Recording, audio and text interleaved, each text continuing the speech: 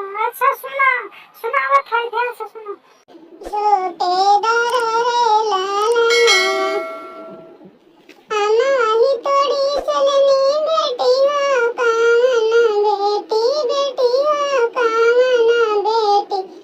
अरे धनवा में जानी को मिलाई रे लाला नवा अरे धनवा में जानी को मिलाई रे लाला नवा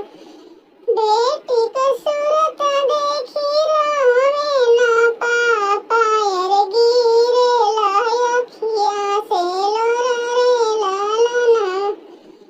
कही मोर बेटी से करी हैया हवाई अरे केही जे करिया विश्वास रे लाला ना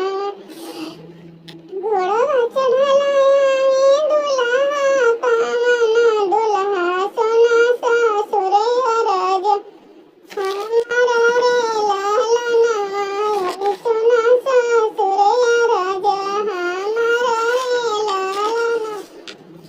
हम कहे ससुर तोहरे बेटी से बिहावाय रे लेही जइबा पाना ही देश रे लाला ना हम जेकर बेटी ससुर बेटी से बिहावाय रे लेही जइबो अपना ही देश रे लाला ना तना बचन बेटी सुनाही ना कहानी रे रोवेनी अम्माया कवर रे लाला ना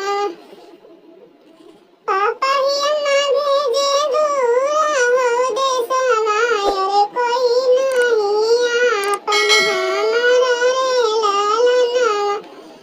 तोहरो जिस खास नहीं अम्मा हो हमारो अरे के करा पे करी